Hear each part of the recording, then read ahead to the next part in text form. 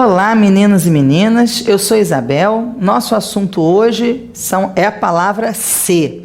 A palavra ser pode ser uma porção de coisas, porque o ser originalmente é pronome, mas por causa de uma coisa chamada derivação imprópria, que é o uso de uma classe gramatical como outra classe gramatical, esse ser que surgiu como um pronome pode virar substantivo, pode virar conjunção, além de pronome. E mais, pode ter função sintática ou não. Então, vamos organizar essa bagunça. Vamos começar pelo substantivo, que é o mais fácil.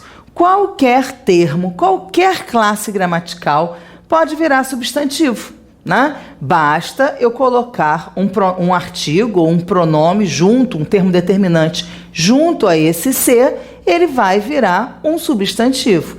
Então, por exemplo, aquele ser tornou a frase ambígua. Então, eu estou falando sobre a palavra ser, né? Então, se eu falar sobre ela, ela vai se transformar em um substantivo. Eu coloquei aqui para fazer esse pulo, né, para transformar o pronome em substantivo, eu usei um artigo, mas eu poderia ter, eu usei um pronome, mas eu poderia ter usado um artigo, eu poderia dizer, o ser tornou a frase ambígua, né, mas eu usei o aquele ser tornou ambígua a frase. Então, o aquele, na verdade, é um termo determinante. O termo determinante, que é esse termo que vem antes do substantivo, que pode ser um artigo, um pronome ou um numeral, qualquer um desses termos colocados antes do ser, transforma o ser em substantivo. E aí ele passa a ser núcleo de função, como qualquer substantivo. Então, qual é o sujeito do tornou? O que tornou a frase ambígua? Aquele ser. Pronto. É o núcleo do sujeito, a palavra ser. Porque o ser é um substantivo. E aí ele vai se comportar como qualquer outro substantivo. Tá legal? O segundo, partícula expletiva ou partícula de realce.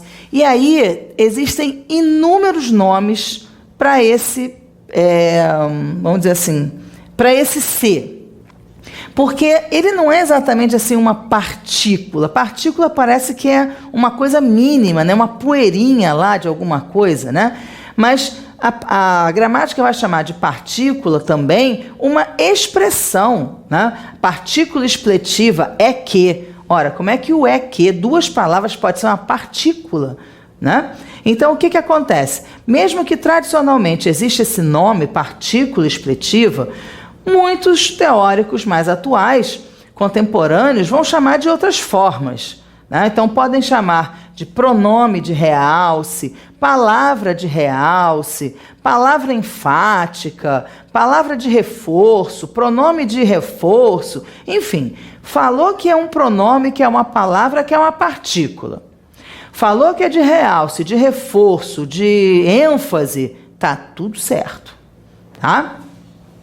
Então, quando é que a gente usa essa palavra de realce? Ora, quando ela não, sintaticamente, ela não é exigida, mas a gente coloca justamente para realçar. Liga-se a verbos normalmente intransitivos, não é que não possa se ligar a outros verbos, mas com os verbos intransitivos é que a gente encontra mais esse uso expletivo. Em geral, para realçar o sujeito sem ter nenhuma função sintática. Então, essas partículas expletivas ou palavras de realce não têm função sintática. Isso é importante, porque às vezes a pessoa fica achando, está perto de verbo, então é objeto. Não tem função sintática. Então como é que eu vou saber que não tem função sintática? É simples, tira fora. Se aquela palavra for inserida para dar ênfase, ela não tem função sintática, ela pode ser, então, dispensada, ela pode ser retirada da frase. E é o que a gente vai fazer, pode ser dispensado, né? Sem que haja perda de sentido na frase. Então, na verdade, pode ser dispensada, né? A partícula expletiva, o termo de realce. É que eu pensei aqui em termo. Sorriu-se meio enigmático. Ora, O verbo não é sorrir-se, é? Quando a gente conjuga o verbo sorrir, a gente conjuga obrigatoriamente com o pronome? Vamos pensar. A gente conjuga assim: eu me sorrio, tu te sorris, ele se sorri, nós nos sorrimos. Não. Então a gente conjuga como? Eu sorri, tu sorriste, ele sorriu, eu sorrio, tu sorris, ele sorri, né? A gente não conjuga com esse pronome. Então, o que te acha que esse pronome está fazendo aqui? ênfase. Ele serve para dar ênfase. Ele pode ser retirado sem mexer na estrutura de base da oração? Pode. Mas então, o que ele está fazendo aqui? Seria dispensado? Seria dispensável? Ele está dando ênfase. Sorriu-se meio enigmático. É como se houvesse uma extensão do verbo, né? Um reforço do agente da ação. Ele sorriu-se enigmático. Tá? Então, sintaticamente falando, eu posso tirar esse se da frase. Agora, vai gerar uma modificação de sentido se eu pensar que, se ele é uma partícula enfática, quando eu ponho, eu estou dando mais ênfase, quando eu tiro, eu estou tirando a ênfase. Então, se eu tenho uma situação, uma afirmação de certo e errado, dizendo que não há modificação semântica alguma, essa coisa assim bem radical, vai estar errado.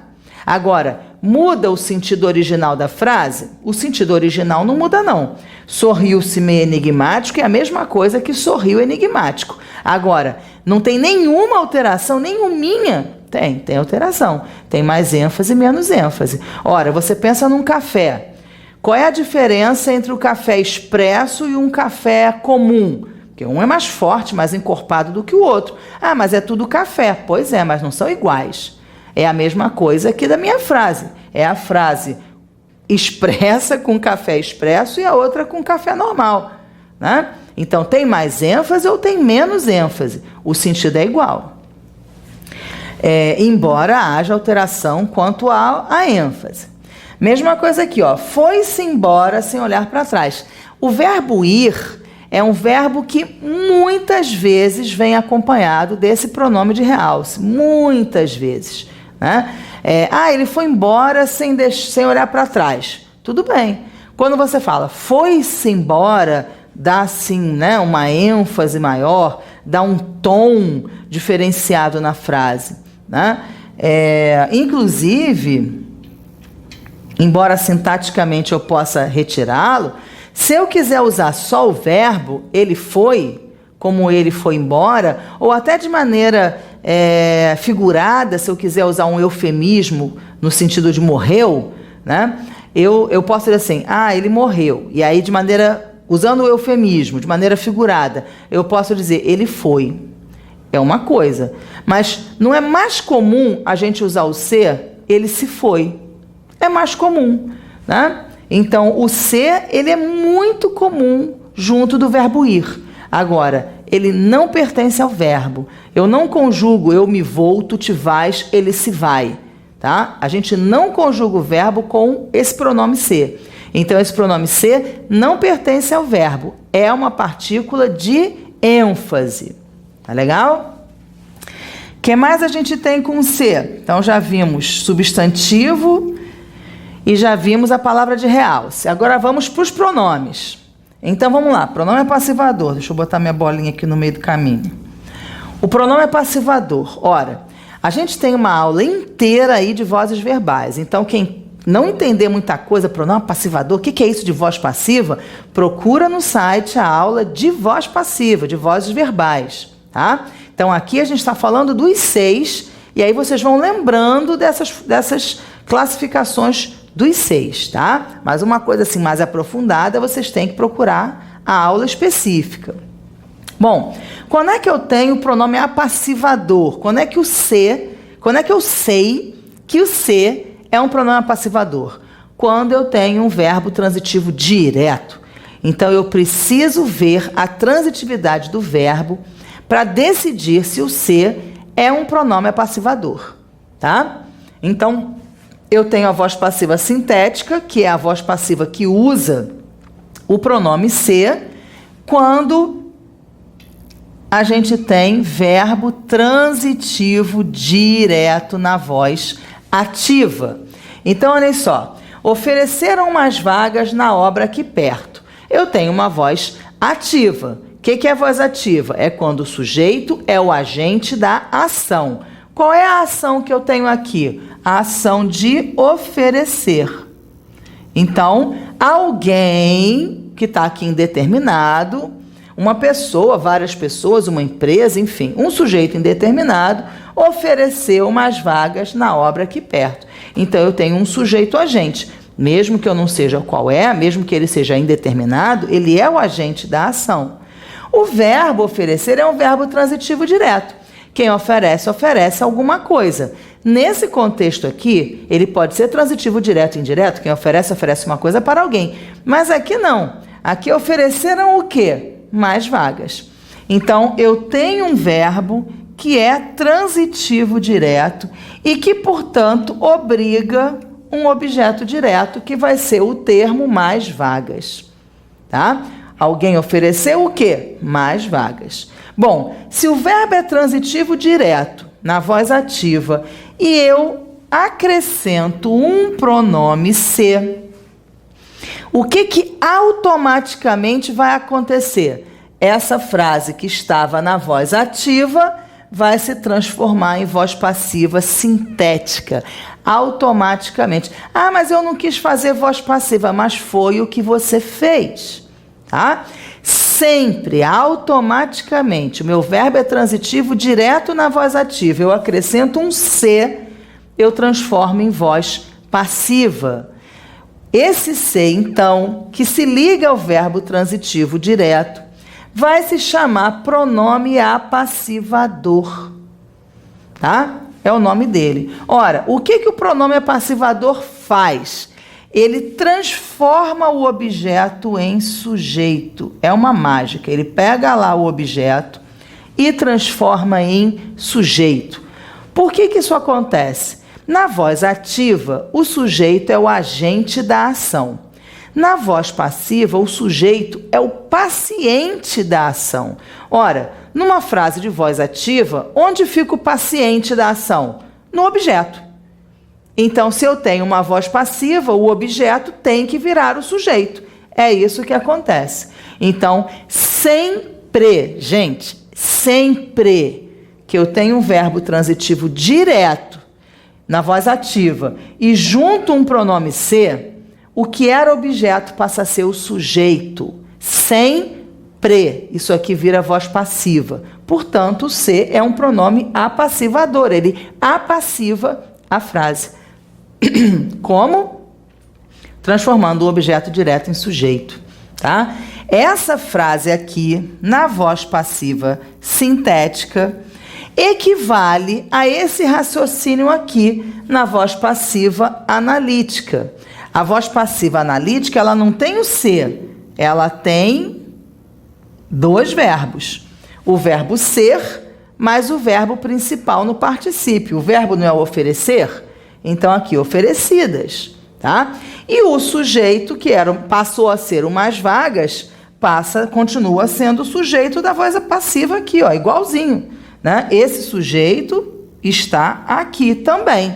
Tudo é voz passiva. O que era objeto passa a ser o sujeito. A diferença está só na forma verbal.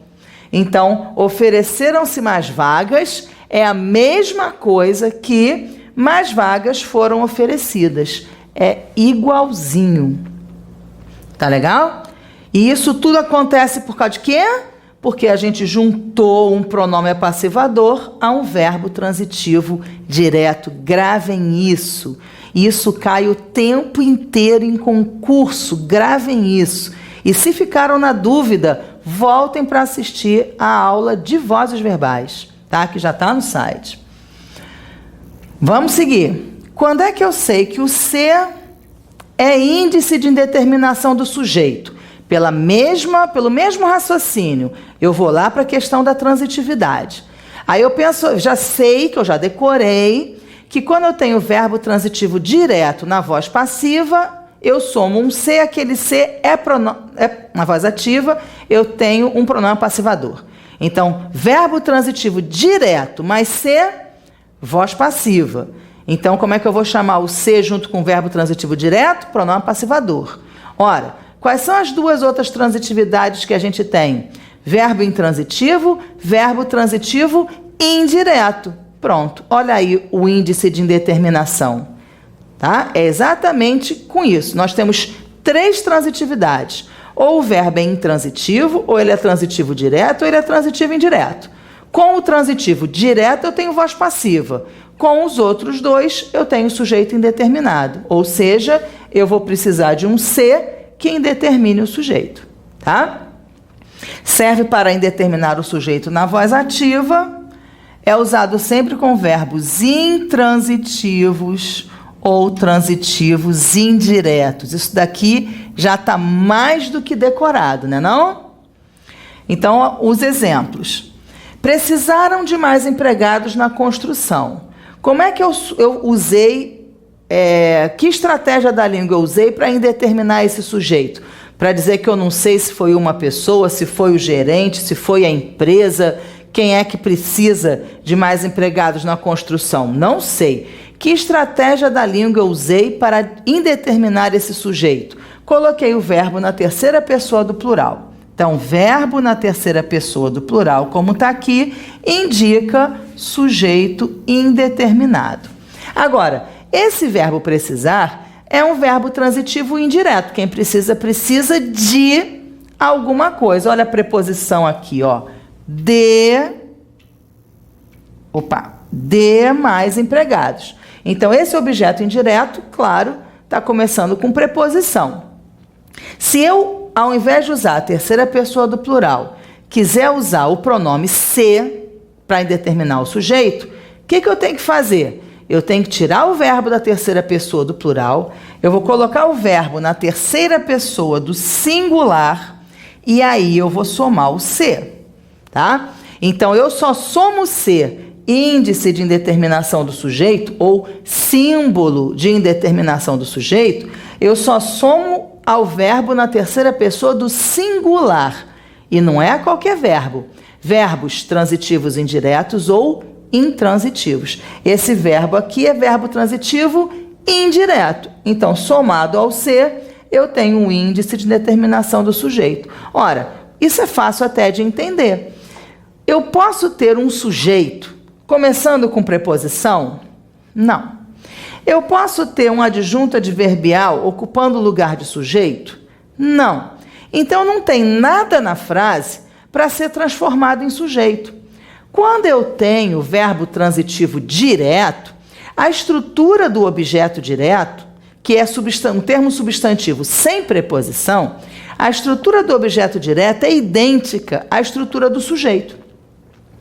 Então, quando eu coloco se no verbo transitivo direto, que pede um objeto direto, o objeto vira sujeito, porque eles têm a mesma estrutura. Mas se eu tenho um verbo transitivo indireto ou um verbo intransitivo, ora, eu não vou ter objeto direto, então eu não vou ter nada para ser transformado em sujeito. Por isso é que, então, o que a gente consegue, o efeito de sentido que se consegue é transformar a frase em sujeito indeterminado, garantindo, né, que existe um sujeito indeterminado. Então, a gente está na voz ativa, mas o sujeito eu não sei qual é. Tá? Então, verbo transitivo indireto mais se, esse se é sujeito, indica sujeito indeterminado. E aqui, verbo intransitivo dormir. Dormir pede objeto direto? Não. Então, o se pode ser pronome passivador? Não. O se vai ser o quê? Índice de indeterminação do sujeito.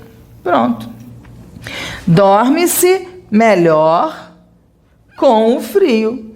Pronto. Eu não tenho nenhum desses termos que possa ocupar a função de sujeito. Então, eu nunca vou conseguir transformar essa voz em voz passiva. Então, essas três vozes aqui estão, essas três frases estão na voz ativa. E o se ligado a essas frases é sujeito, é um símbolo, um índice de sujeito indeterminado, de indeterminação do sujeito. Tá? Então, o pronome passivador acontece quando o se está ligado a verbo transitivo direto.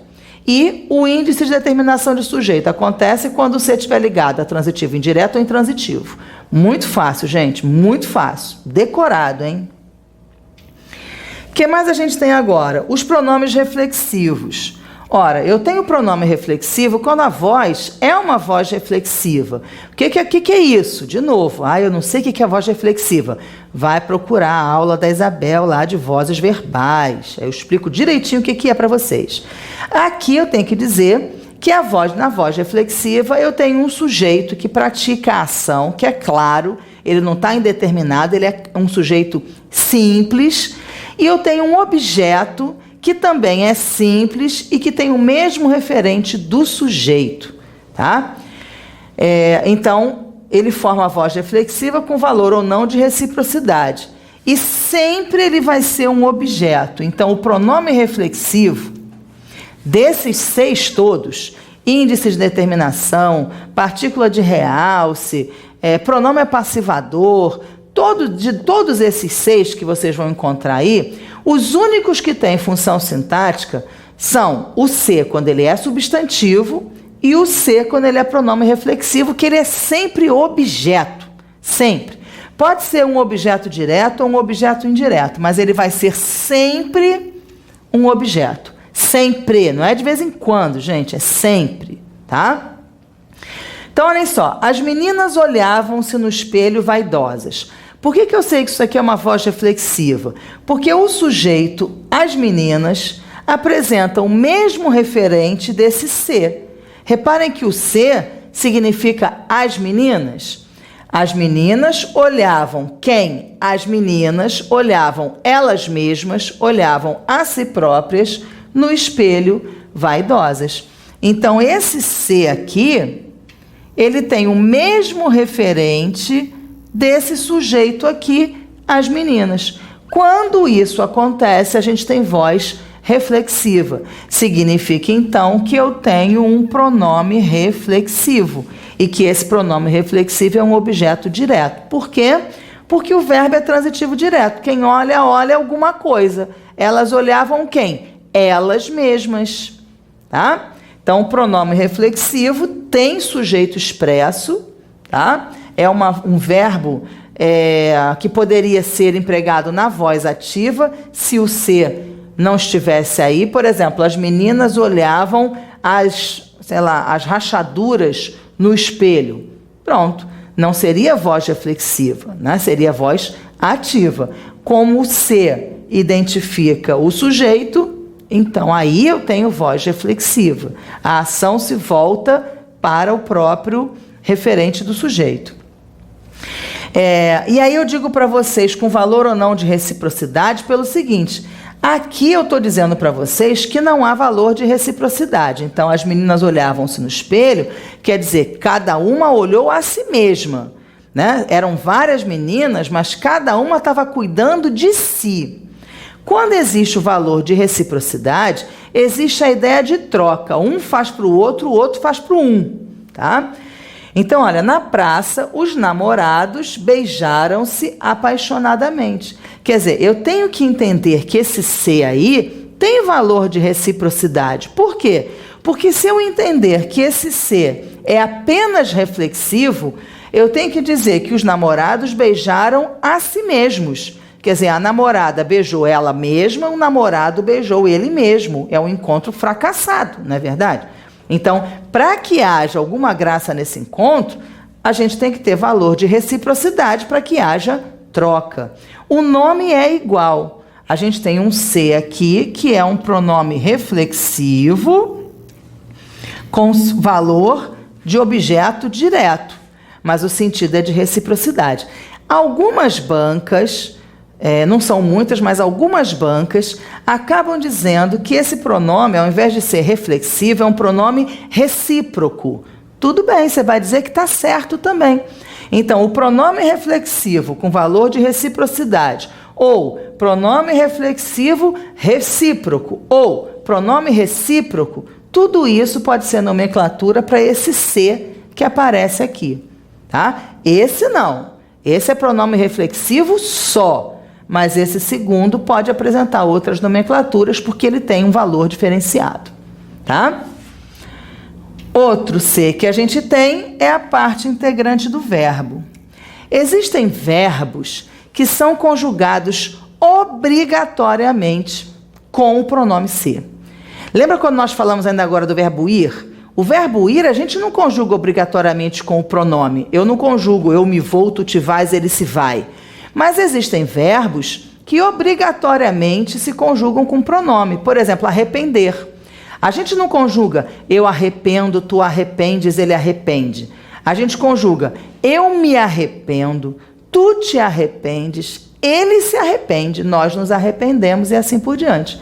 Então, esses verbos que se conjugam obrigatoriamente com o pronome são chamados de verbos pronominais. Ora, é óbvio, se eles se conjugam obrigatoriamente com pronome, como é que vai ser o nome dele? Verbo pronominal, tá? Então, acompanha verbos pronominais.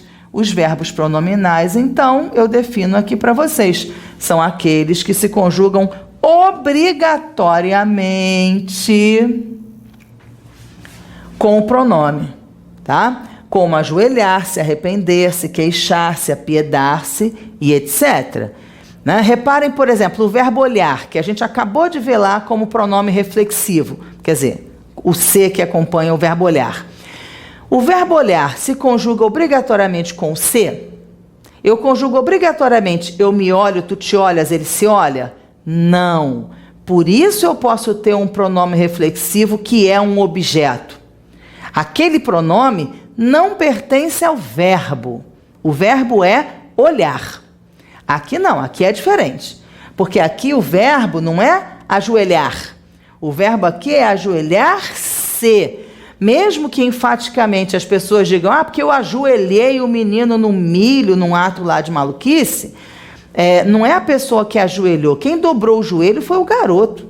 Ela pode ter arrebentado o garoto, mas quem dobrou o joelho foi ele. Então, ajoelhar-se só pode ser feito pelo sujeito. Tá? Arrepender-se, queixar-se, apiedar-se, são verbos que dizem respeito a sentimentos ou a partes do corpo, movimentação de partes do corpo, que cada um só pode fazer por si.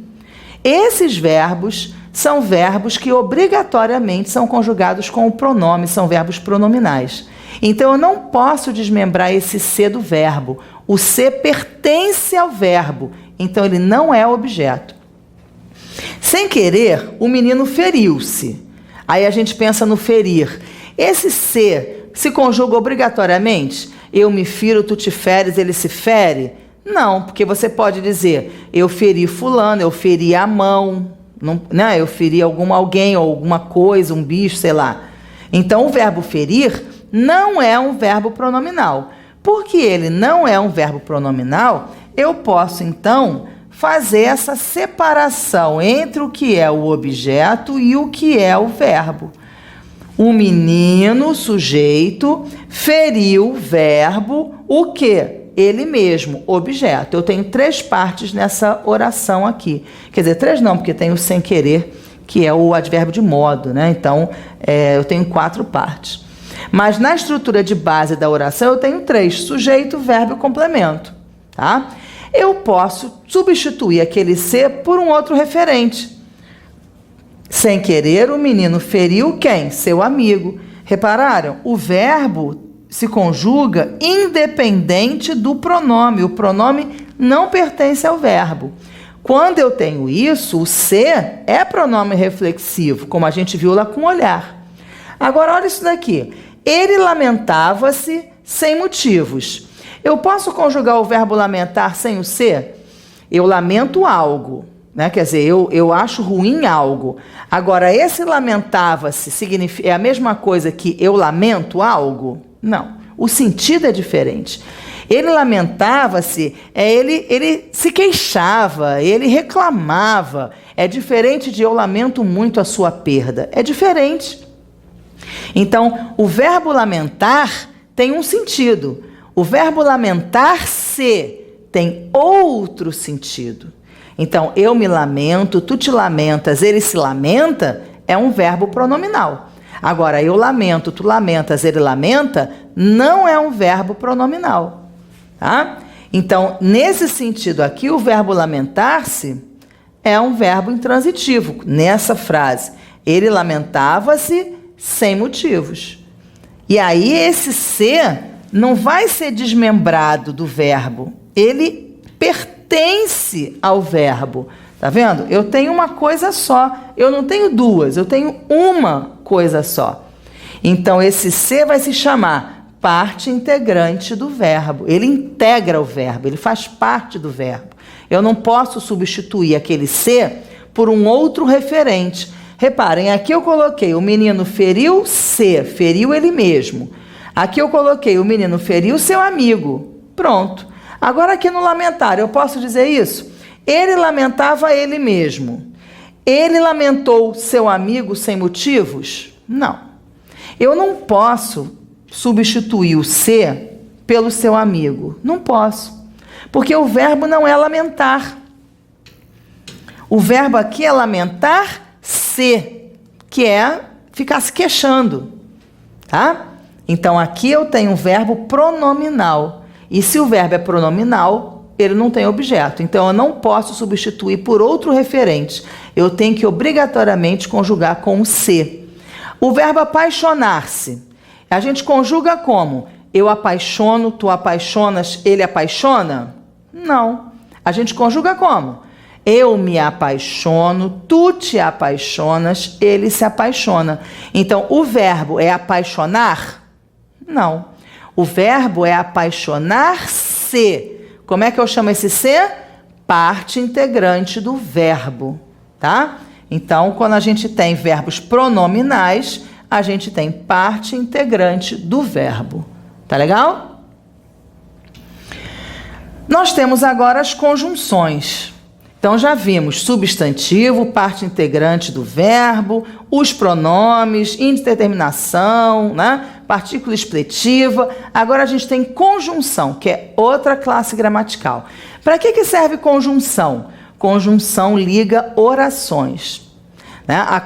O se, quando é conjunção, ele liga uma oração principal a uma oração subordinada adverbial. Tá? E também o se pode ligar uma oração principal a uma oração subordinada substantiva. Então, eu tenho um se, que é chamado de conjunção integrante, que começa as orações subordinadas substantivas, e tenho vários seis, que são conjunções adverbiais, que começam as orações subordinadas adverbiais, tá? Então, para falar de ser conjunção, tem que falar de subordinação. Então, vamos começar pela conjunção subordinativa integrante, que são aquelas que iniciam as orações substantivas, tá? Elas são objetivas diretas sempre, por isso que eu já coloquei aqui. Por que elas são objetivas diretas sempre? Quando eu uso se, tá? Quando eu uso que, não. Quando eu tenho conjunção integrante que, as orações substantivas podem ser de qualquer natureza substantiva. Mas quando eu uso se, não. O se só serve para substituir o que quando é objeto direto. E quando é que eu uso, então? Para expressar dúvida. Reparem, olha só. Reparem essa frase aqui. Eu sei que você gostará da surpresa que eu preparei. Ora, essa frase expressa certeza, não expressa? Eu sei. Eu tenho certeza que você vai gostar da surpresa. Quando eu forjo essa frase, eu sou obrigada a usar o quê? Eu sei que você vai gostar. Então, quando a oração principal expressa uma certeza, eu uso a conjunção integrante que. Como é que eu sei que isso é uma conjunção integrante? Porque todo que ou se que começam orações subordinadas substantivas são conjunções integrantes. Então a pergunta é, como é que eu sei que essa oração é subordinada substantiva? Porque eu posso substituir essa oração por um pronome. E aí se você disser assim, mas como é que isso acontece? Vai procurar a aula de orações subordinadas substantivas que já tem no site também, tá?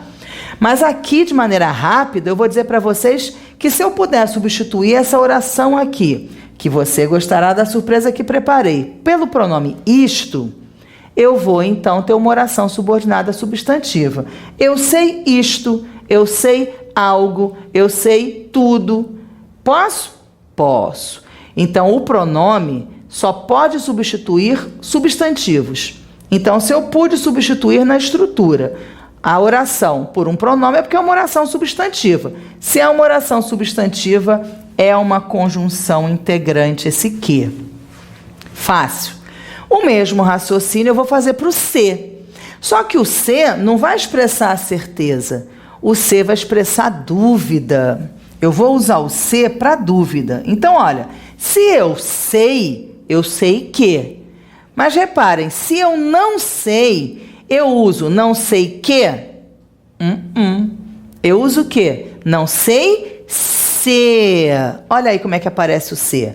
Não sei se você gostará da surpresa. Então, quando a minha oração principal trouxer a ideia da dúvida, eu não vou usar o que como conjunção integrante. Eu vou usar o se. Agora, essa oração, se você gostará da surpresa que preparei, eu posso substituir pelo pronome? Não sei isto, não sei algo, não sei tudo. Pronto, posso substituir por um pronome. O que significa? Que essa oração aqui é um objeto direto oracional. Quem sabe, sabe alguma coisa. Quem não sabe, não sabe alguma coisa. Que é uma oração subordinada, substantiva, objetiva, direta. Então, esse se vai ser uma conjunção integrante também, tá? Às vezes, não é nem apenas a oração principal que traz a dúvida. Às vezes, é o próprio período que traz a dúvida. Como é que eu sei a dúvida? Ou por uma oração principal, que vai dizer desconfio, não sei, gostaria de saber, ou algo assim, ou porque a minha frase vai ser uma frase interrogativa, usando um ponto de interrogação. Então, o ponto de interrogação também expressa dúvida, então também eu vou usar o se. Ele disse se viria mais cedo hoje? Eu poderia dizer, eu não sei se ele disse, né? Mas ao invés de eu usar uma oração principal com a dúvida vai se fazer de maneira direta com um ponto de interrogação. Então, também a gente vai usar o se. Ele disse se viria mais cedo hoje? Ele disse isto? Pronto, oração subordinada substantiva. Quem diz alguma coisa, oração subordinada substantiva objetiva direta. Está expressando dúvida, eu uso o se. Tá? Então, o se, quando começa oração subordinada substantiva, é conjunção integrante. Tá? E para a gente terminar, as subordinadas adverbiais que eu falei para vocês.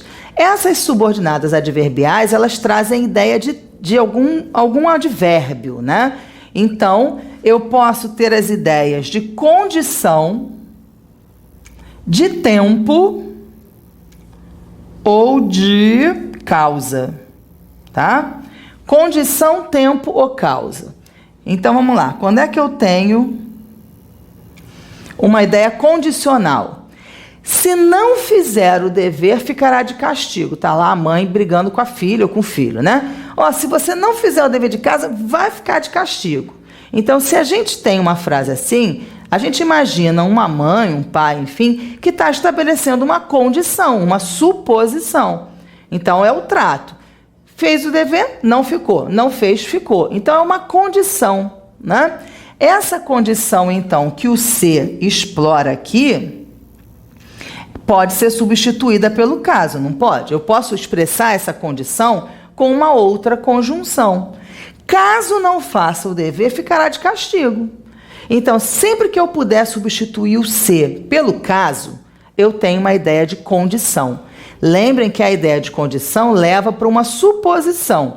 Para uma coisa acontecer, a outra vai acontecer antes. Tá? Então, a pessoa não fez o dever, aí vai ficar de castigo. Ela fez, ela não vai ficar. Então, isso é a condição, é a suposição, tá?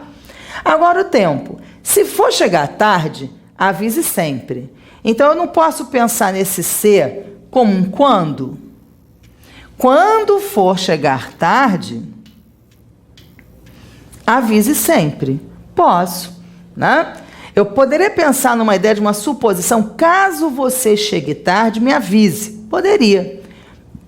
Mas aqui eu quero chamar a atenção para o tempo, porque na verdade a gente só vai saber se o ser é condicional, temporal ou causal dentro do texto. O texto é que vai dizer para você se aquele ser vai trazer a ideia de condição, de tempo ou de causa, se for uma oração adverbial, né? Então, quando o ser puder ser substituído por caso, eu tenho condição. Quando o ser puder ser substituído por quando, eu tenho tempo. E, finalmente, quando o ser puder ser substituído pelo já que, aí eu tenho causa.